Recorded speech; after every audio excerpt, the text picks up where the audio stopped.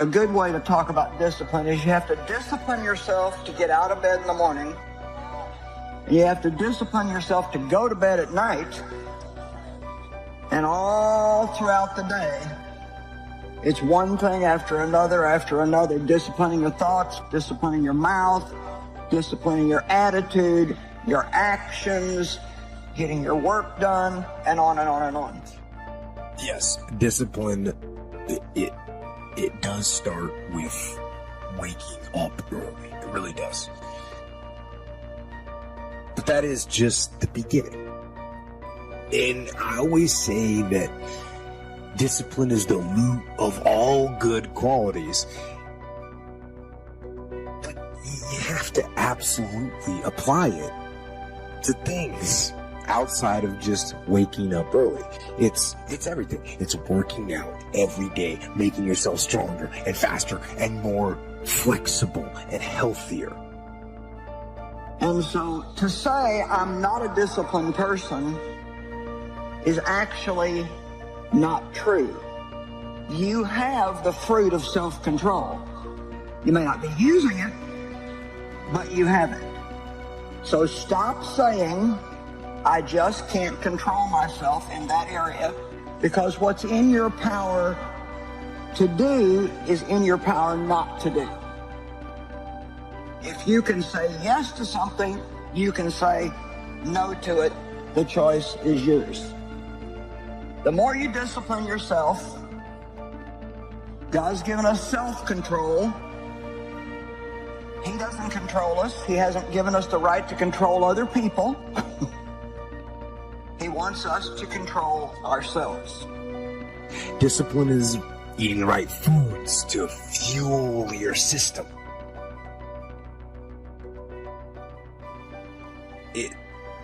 It's about disciplining your emotions so you can make good decisions. It's about having the discipline to control your ego so your ego doesn't get out of hand and control you.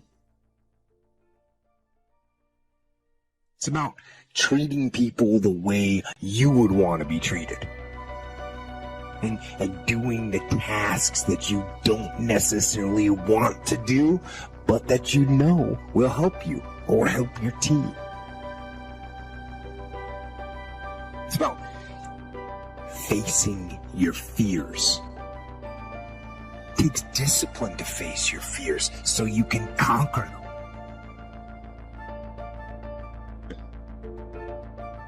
And that's what discipline is. Discipline means taking the hard road, the uphill road, to do what's right for yourself and for other people.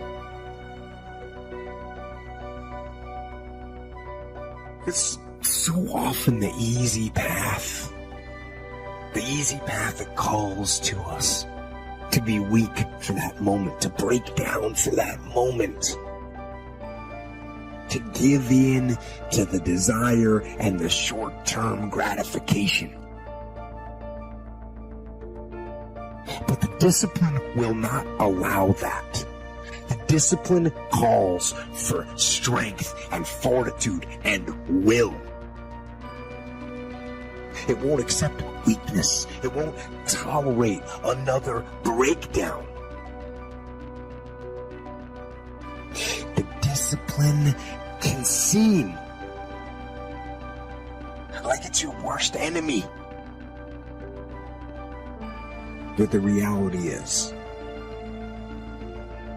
discipline is your best friend. It will take care of you like nothing else can. And it'll put you on that path. The path to strength and health and intelligence and happiness. But most importantly, it'll put you on that path to freedom. Disciplines work miracles. Disciplines work miracles. And here's the first piece that works miracles. Number one, do what you can. Do not let neglect grab you by the throat. Don't let neglect stall you on your path toward prosperity and health, being able to become powerful, influential, rich beyond wildest imagination. Don't neglect what you can do. If you can read, read. If you can change, change. If you can grow, grow. If you can take one step, take one step. Do not neglect to do whatever you can do at the moment. Of course, you can't run a multi-billion-dollar business today. Mark couldn't either 10 years ago. Mark couldn't either 5 years ago. But I'm telling you, today he can do it because step by step, year by year, he took on what he could do. He didn't neglect it. He did the meetings he could do. He made the calls he could make. He read the books he could read. He took the classes he could take. And step by step, he got himself ready. I'm telling you, do not neglect to do whatever you can do, because it'll work miracles. Of personal development first, productivity second. Now, do what you can. Here's number 2, do the best you can. Hopefully you've picked that up, especially from the president's team. That's how they got here, with diamonds in their pins. They not only did what they could, they did the best they could. And they've done the best they could. They've been able to do, and I'm telling you, that's why Herbalife has got this incredible reputation. They've picked up Mark's challenge that said, let us grow. Let us start with easy steps first. Let's do what we can first. If it's a foggy night and you can only see 100 feet, how can you see another 100 feet? Answer, walk the first 100 feet. Walk as far as you can see, and then you can see some more. And walk as far as you can see, and then you can see some more. So what you've picked up here, just do it as far as you can see it. And I promise you, if you'll execute as far as you can see it, you'll be able to see more. Do that, then you can see more. And finally, get in tune of doing the best you can. And you'll have the activity that'll develop the disciplines that will set this sail so that you can say it doesn't matter how the wind blows. I'm prepared. You know, a lot of people are very, very talented. It's amazing to me the talent that some people have. But it's also kind of a known fact, not with everybody, of course, but some people that are very talented are also very undisciplined. And I know one person, for example, she is talented in so many different things that she can't seem to settle on any one thing and really do anything with it, because she'll get halfway into that and then she gets another idea, and they're all good ideas. But sooner or later, you gotta harness your power and focus it into one thing. Talent without discipline is like an octopus on roller skates. There's plenty of movement, but you never know if it's going to be forward, backward, or sideways. You deserve to be loved, even if you need to do something for yourself. Because real love doesn't have conditions. Real love takes joy when someone is happy, whatever it takes, even if it means being apart from you for a period of time or even forever. Otherwise, it's not love. It's the selfish desire to get what you want, whether it makes someone else happy or not. Some of you are in relationships where you're committed to the ship and not the relations. You're committed to the institution and you forgot the person, because you don't even meet the person anymore. You meet your story about the person because you've told it to yourself so many times, so everything is seen through that filter. If you think someone is your dear, dear friend and they're loving and they're generous and they're a beautiful soul, and one day they treat you like you'll be shocked and you'll be angry. And if you can't resolve it and you have to leave to go deal with something, you'll generalize their behavior later on. And you'll say they're probably having a bad what? How many of you had a day where you hope somebody generalized your behavior as just a bad day. But if somebody, you think that they don't care, or they're selfish, or they're mean because you've generalized about the human being. Because by the way, you can find selfishness in anybody if you look for it, including yourself. Whatever you look for, you're going to find. Can you find beauty? Can you find love? Can you find generosity in any human being, yes or no? Sir John Templeton is probably one of the greatest investors in history. People don't know his name. He started out with nothing. He wasn't Sir. He wasn't from another country. He came to the U.S. And he decided that he wanted to understand wealth. And so he saved $10,000, a huge amount of money in those days. And when Hitler invaded Poland, he developed a belief. His belief was, you make your money in times of maximum pessimism. Like if you were around in 2008, 9, you remember what it was like, right? Yeah. You could have bought, the Sands in Las Vegas, you could have bought their stock for $2.28. Today it's $67. Wow. It's a 3,000% return. It's not bad. You could have bought Citibank for less than $1, right? So people in those times, he understood that. And so what he did was, and everybody thought the world was going to end, he took $10,000, he bought every stock on the New York Stock Exchange that was $1 or less, including companies everybody thought were going bankrupt. But when things are bad, people think it's going to be bad forever. When things are good, they think it's going to be good forever. And they're always wrong. Life's cyclical. So there's a season for everything. So once we got through World War II and a few years later, guess what? Those same stocks made him a billionaire. So when I asked him, I said, what's the secret to wealth? His response when he touched me, he goes, you know it, you teach it. I said, what's that? He said, gratitude. And I said, why do you say that? He said, because if you got $1 billion and every day you live pissed off and frustrated, the quality of your life is called pissed off and frustrated. All right. But if you have nothing, but you're euphorically grateful for whatever you have, you're the richest person that you're going to know. He said, so it doesn't matter how much money you got if you don't have gratitude. So I do the same thing, by the way. I have a process I call it priming, where I get up every morning. I do mine in the morning. I do this radical change to my body, kind of alter my state. And then I do 10 minutes, I never miss. And my first 3.5 minutes is what I'm really grateful for. And I make myself think of at least one of those three that's something really simplistic instead of something giant. The wind on my face, the look in one of my kids' eyes, something of that nature. And then I do 3 minutes of strength and healing. And I do 3 minutes of what I'm going to create in my world. And I do that for a minimum of 10 minutes every day, because I believe you have to condition it. You don't just hope that stuff shows up. Now, the reason that most people don't give is because they operate out of a consciousness of scarcity. They don't believe that there's enough to go around. They can't see themselves having the capacity to give. They don't believe that they have anything to offer. They don't see themselves as an opening for the universe to work through. So if you begin to look at this new era that we're in, begin to see yourself as an opening for the universe to move through, to work through, to make a difference in life. See yourself being used by life to improve the quality of life, to expand and to grow.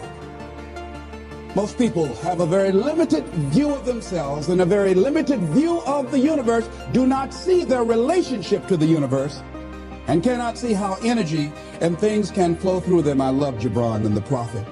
Then said a rich man, speak to us of giving, and he answered, you give but little when you give of your possessions, but it's when you give of yourself that you truly give. Gibran goes on to say, there are those who give little of the much which they have, and they give it for recognition, and their hidden desire makes their gifts unwholesome. And we know people who give only to be recognized. I love that old saying, judge a man not by what he does, but by that he doesn't have to do. And to judge the true quality of a man is what he'd do when nobody's looking. Gibran goes on to say something else important. He says, and there are those who have little and give it all. These are the believers in life and the bounty of life. See, most people don't give, ladies and gentlemen, because they don't believe in life. Most people don't give because they don't understand the abundance in life. And so they go through life holding back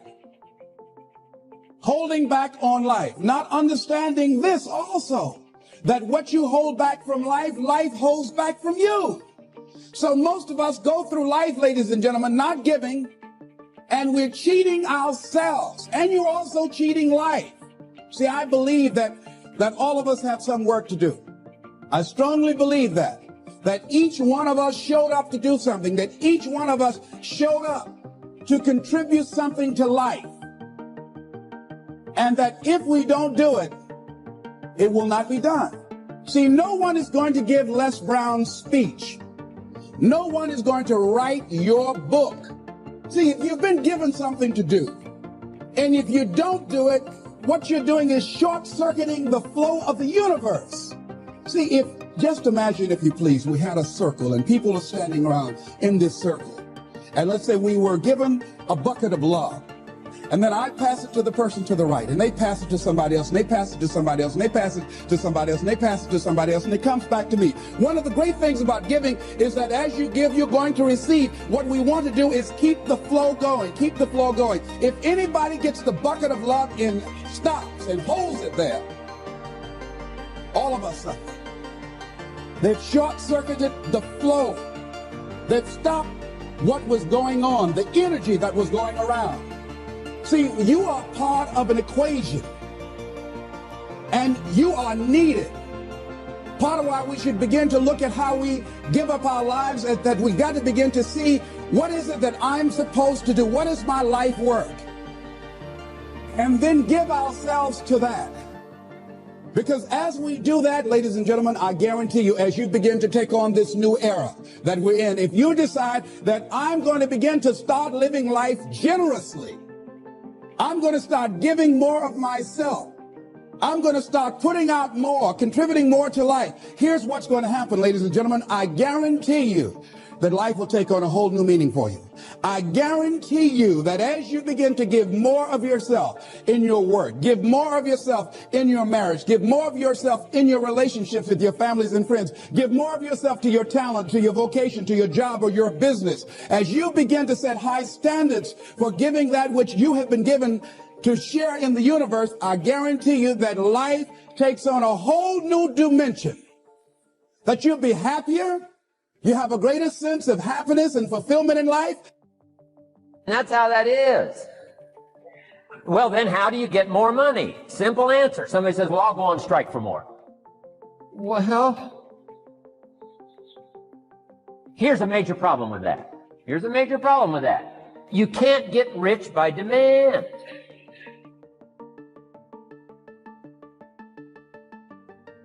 Somebody says, well, I'm waiting for a raise. I'm telling you, it's easier to climb than to wait for a raise.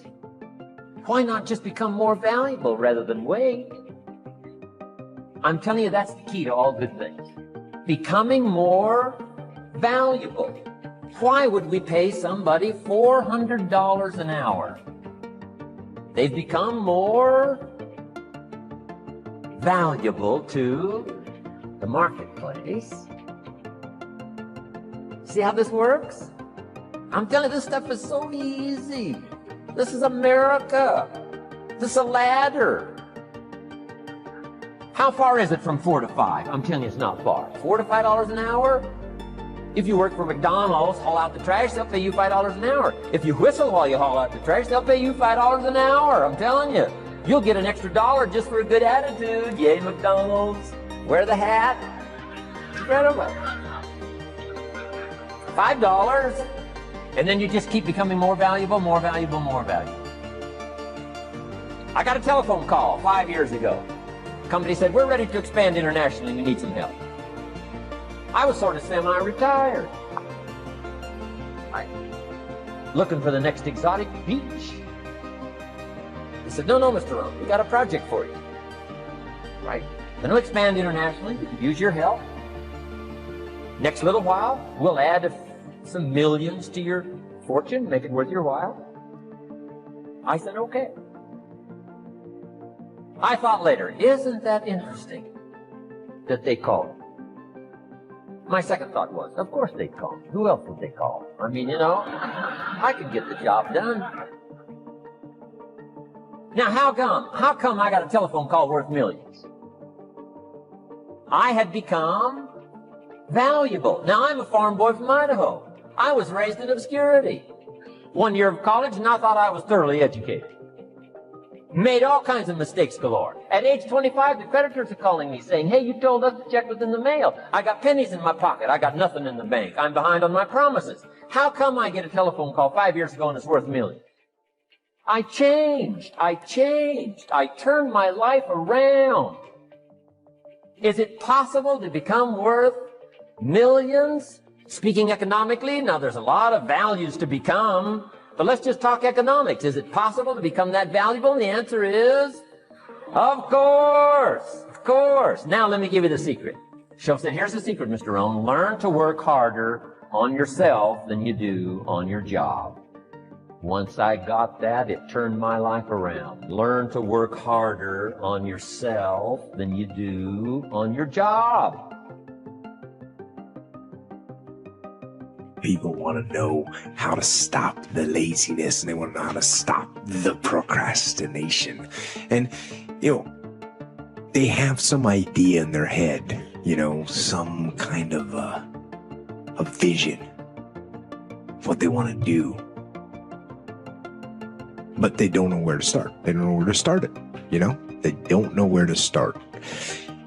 And so they say, hey, where do I start? And when's the best time to start? And I have a very simple answer for that. Here and now. That's it. You want to improve? You want to get better? You want to get on a workout program or a clean diet? You want to start a business? You want to write a book or make a movie or build a house or a computer or put together some mobile application? Where do you start? You start right here. And when do you start? You start right now. You initiate the action aggressively. You go. Because the idea isn't going to execute itself. And the book isn't going to write itself. And the weights out in the gym, they're not going to move themselves. You have to do it, and you have to do it now. And that means you got to stop thinking about it and stop dreaming about it and stop researching every aspect of it and reading all about it and debating the pros and cons of it. Just start doing it. Take that first step and make it happen. Get after it, and get after it here and now.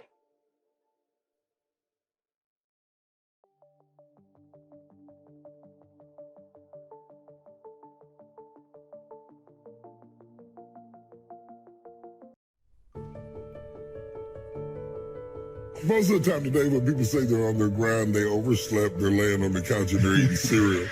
That is not what it meant in my day, and that is not what makes people successful. I've seen people who are on their grind. I've seen Steve Harvey's on his grind. I've seen people on their grind. What on the grind really is a work ethic that would blow your mind. It would blow your mind. I'm 60 years old, and everybody who works for me is younger than me, and they'll tell you, I'll work you up under the table. I'll work you up under the table. My body doesn't get the best of me. I got to get the best of it. You're in a race, and it's not a 100-yard dash. It's a marathon. You got to run, not till you get tired, but till you die. You got to work, not until somebody comes to take your place, but work till you die. Faithfulness is not starting and stopping. It's being involved in it even when you don't get any credit for it.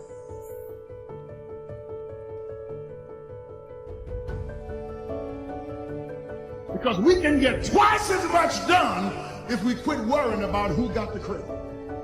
I'm not looking for credit. I'm looking for a reward. It's not about credit because it's about a reward when you stand before God. Raven as a wolf. In the morning, devour the prey, and in the evening, divide the spoils. Notice the time clock there. In the morning, you devour the prey while you're young. In the morning, you should devour the prey. In the evening, you should divide the spoils. If you don't devour when you're young, you'll have nothing to divide when you're old. Hear me, people.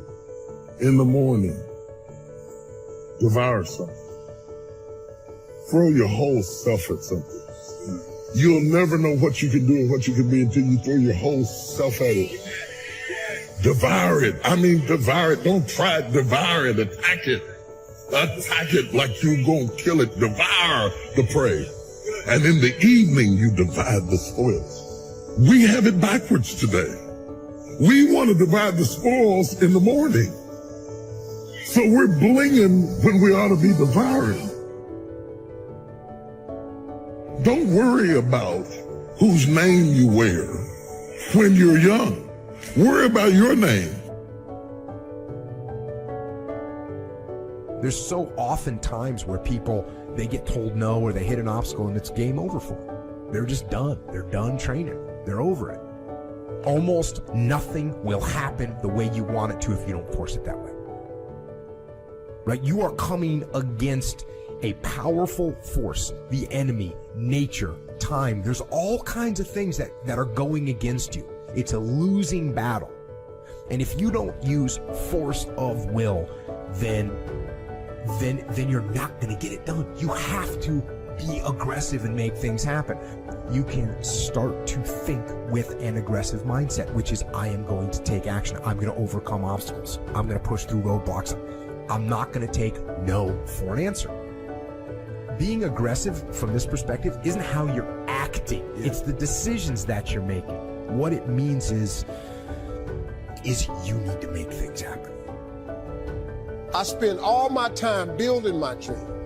So when I get some time, I can live my dream. But people always try to figure out too many ways to have fun along the way. Getting to success ain't fun. It ain't fun, man. I'm telling you right now, it ain't fun at all. Now, when you get there, you can reap some of the fruits of your labor. But on the way to success, it ain't fun. It's a grind. It's a dog grind. And you've got to resolve within yourself that I can do this, that it's hard, but you've got to say, I'm the one to make this happen. I'm the one to become successful in this business. But you know it's going to be hard, but find out what will make it worth it for you. And if you want to do anything worthwhile in life, you've got to be hungry. There is an old person down inside of you that's dependent on you to be smart. It's the person you're going to be 30, 40 years from now. Do not disappoint that person by being foolish through the strongest years of your life. And then when your back is out and your knees are swollen, you can't move around, now you're out there going to get your grind on now? It is the message you tell yourself. I'm tired, I can't do that, I don't feel like. What we become what we say to ourselves. What are you doing today, right now, that's going to matter? It's going to have value, it's going to have some meaning. What are you doing today that's going to be the evidence that you were here, that you're alive, right? How do you know you were here? If you will change, everything will change for you. You don't have to change what's outside. All you've got to change is what's inside. To have more, you simply have to become more. Don't wish it was easier. Wish you were better. Don't wish for less problems. Wish for more skills. Start working on yourself, making these personal changes. I want my craft to get better, my business operations to get better, the things I do to get better. Because once I picked up this simple formula, I'm telling you, it's easy to figure out where the problem is if you go to work on it. See, most people go through life, without purpose, without passion. They don't wake up on purpose, right? They go through life mechanically, just paying bills, going to work, taking care of the kids. That's all stuff that has to get done, but at the same time, you have to add something else to that. It can't only be about that. What you're doing to get by, what you're doing to stay alive. It can't be about that. There has got to be something. It doesn't have to be big. It can be small. Something that is evidence to you that says, I was here. All right? So find something you want to do. Find something you love to do, something that gives you some energy. Go through life with some kind of passion, and that passion is the way you know you're alive, right? You know you're alive, and other people know you're alive too, because when you're living life with that kind of an energy, that kind of an atmosphere, people want to be around you. They want to get close to you. They want to know who you are.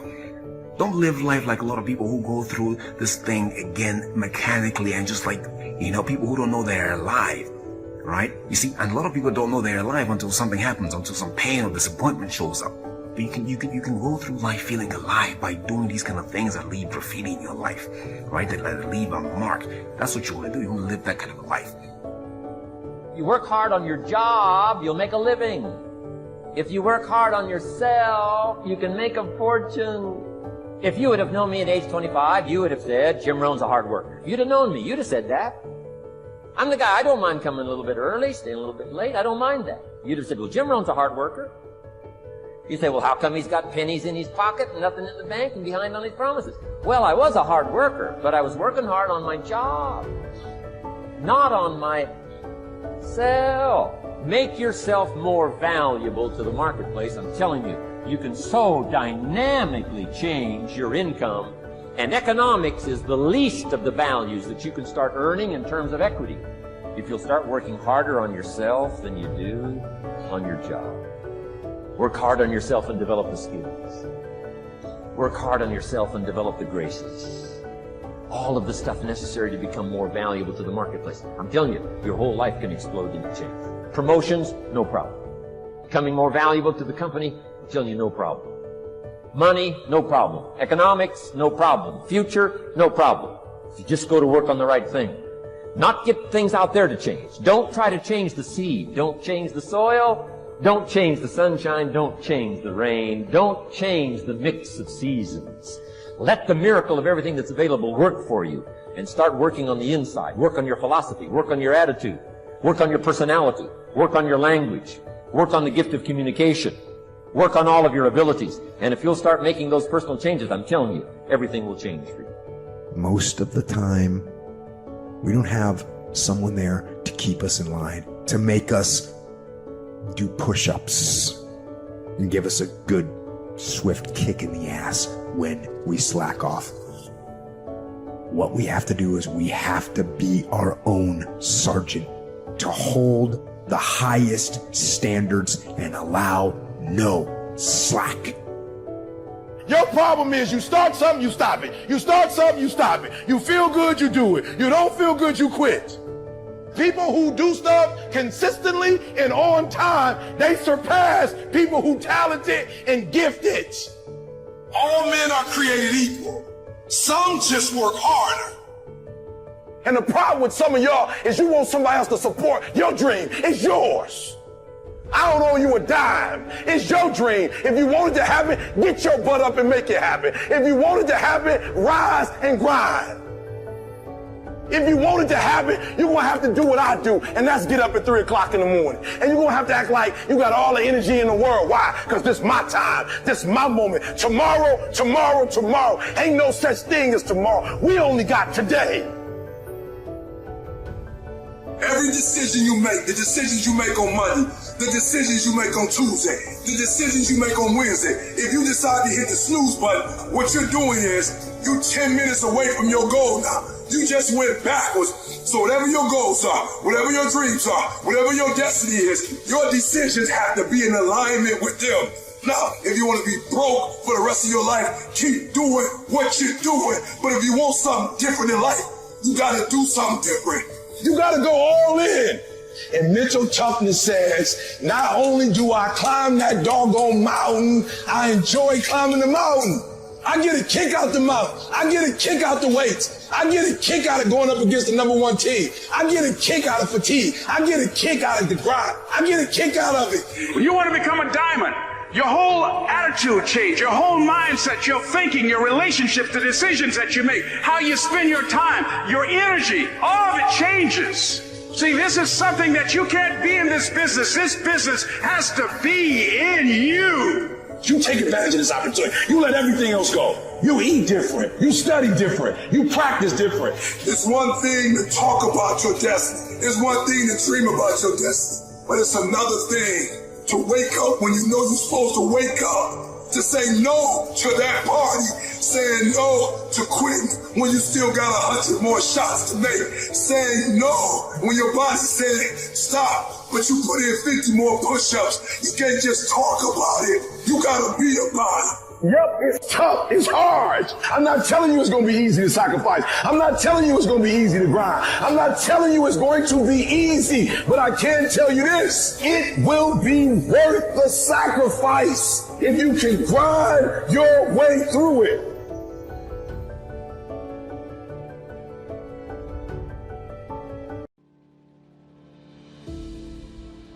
I found that nothing in life is worthwhile unless you take risks.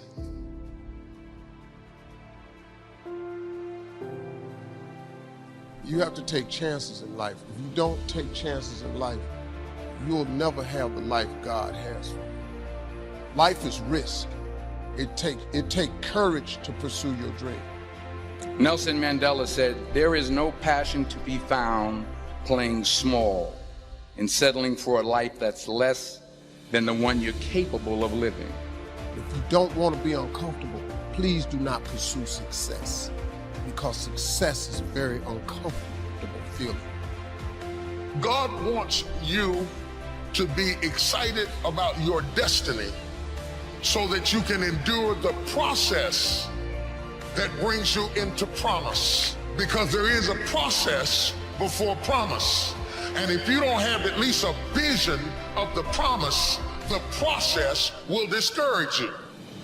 But every time discouragement is trying to get you to give up the process, remember the vision you have of the promise and keep on walking around the wall. Keep on walking around. I'm tired, Lord, but I'm going to walk around this wall. I'm frustrated, Lord, but I'm going to walk around this wall. I'm lonely, Lord, but I'm going to walk around this wall. Thought I'd be married by now, but I'm going to walk around this wall. Credit's all jacked, Lord, but I'm going to walk around this wall. I'm trusting you when I can't trace you. I'm going to walk around this wall. And Lord, I am crazy enough to stand in front of a solid wall and shout as if it had already come down. Let's try that one time. Let's shout as if the walls had already come down. Life's going to give you ultimately what you'll fight for. Stop allowing God to bless you and give you all this giftedness and opportunity and settle and tolerate less. Don't tolerate it anymore. Yeah, you got to give it your best, but it starts with making a decision that this is over. I don't tolerate this life anymore.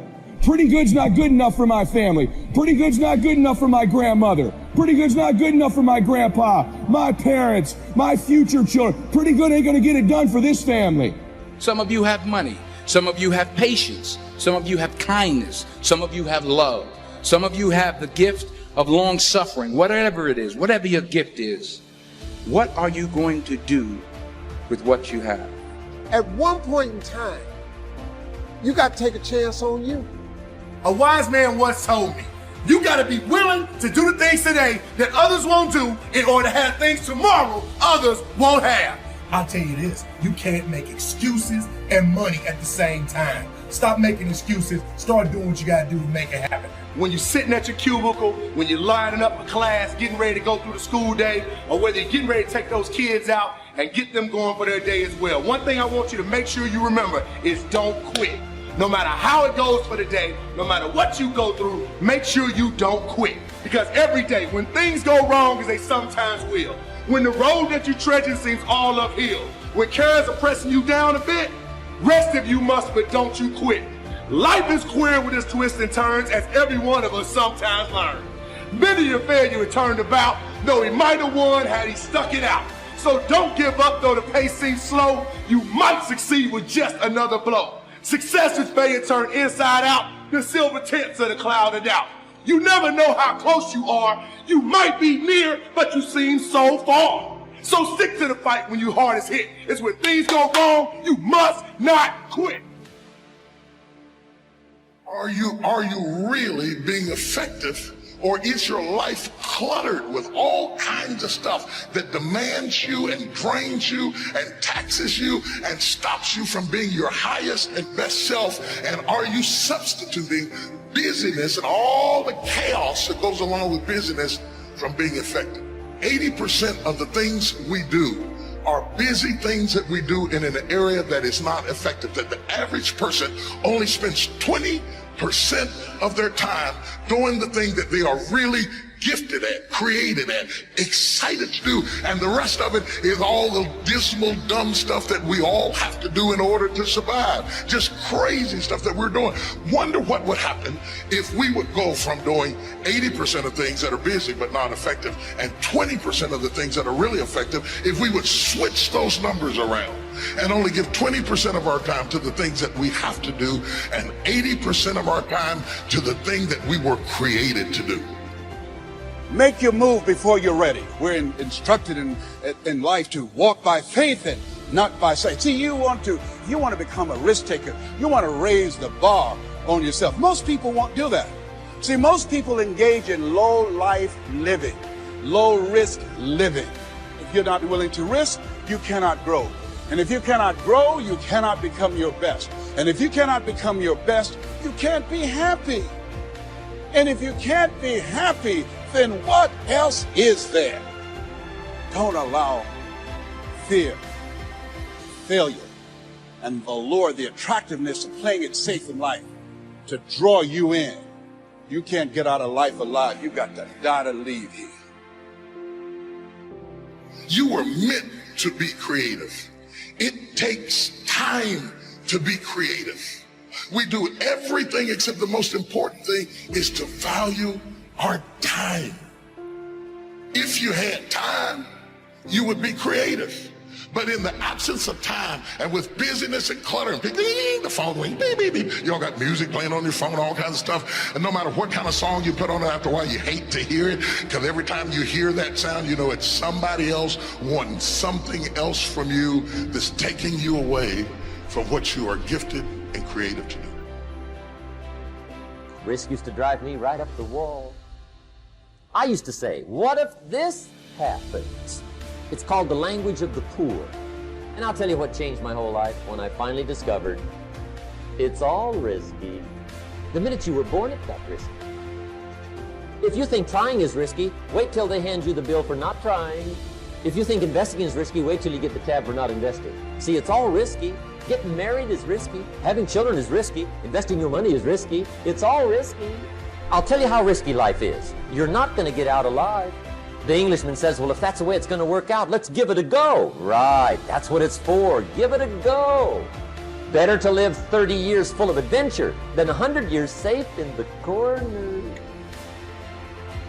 If you're going to be a risk taker, this is so important that you get, I don't care how old you are or how young you are, catch this right now. If you're going to be a risk taker, learn right now how to fail forward. It's just simple.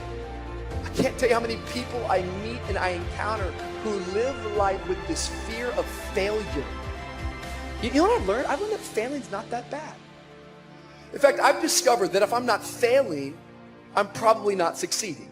Because as I look back at my life, every bit of success, any victory I've ever seen is always laid upon mounds and mounds of failures before it.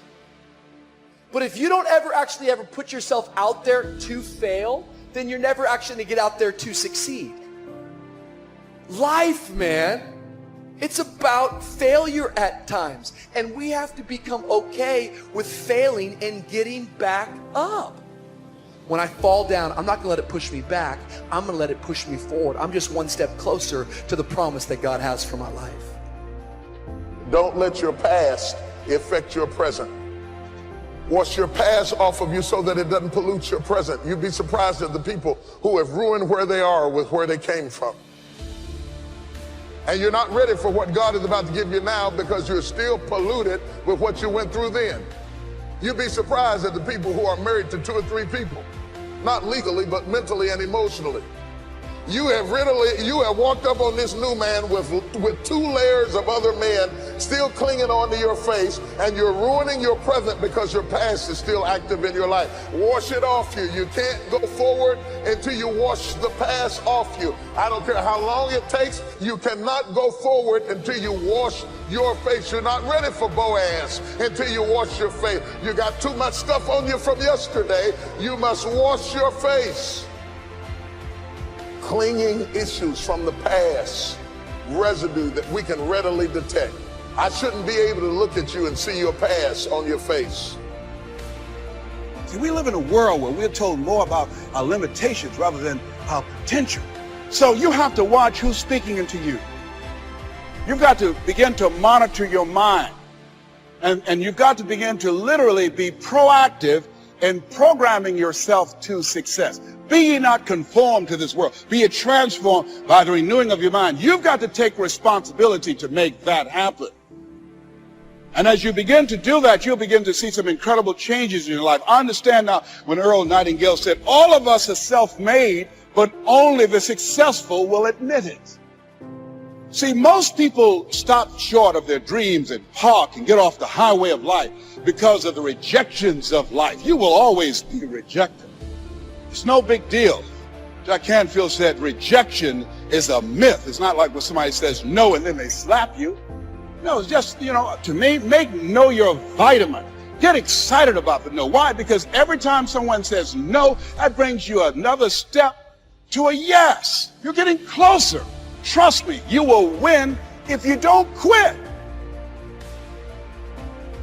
I'll read you the rules, okay? Maybe you'll find them interesting. Tell the truth. Do not do things that you hate, which I think is a variant of telling the truth, because you have to act out the truth as well as telling it.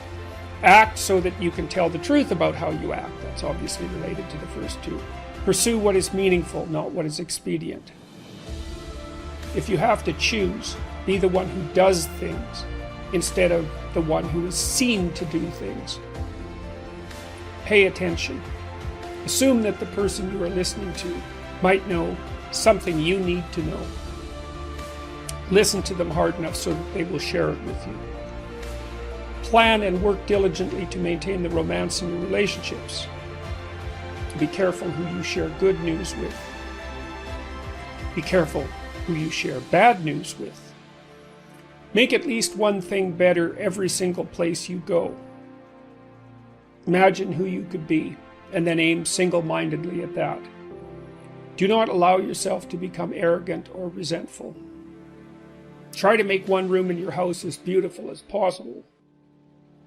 Compare yourself to who you were yesterday, not to who someone else is today. Work as hard as you possibly can on at least one thing and see what happens. If old memories still make you cry, write them down carefully and completely. Maintain your connections with people. Do not carelessly denigrate social institutions or artistic achievement. Treat yourself as if you were someone that you are responsible for helping. Ask someone to do you a small favor so that he or she can ask you to do one in the future. Make friends with people who want the best for you. Do not try to rescue someone who does not want to be rescued, and be very careful about rescuing someone who does. Nothing well done is insignificant. Set your house in perfect order before you criticize the world. Dress like the person you want to be. Be precise in your speech. Stand up straight with your shoulders back. Don't avoid something frightening if it stands in your way, and don't do unnecessarily dangerous things. Do not let your children do anything that makes you dislike them. Do not transform your wife into a maid. Do not hide unwanted things in the fog. Notice that opportunity lurks where responsibility has been abdicated.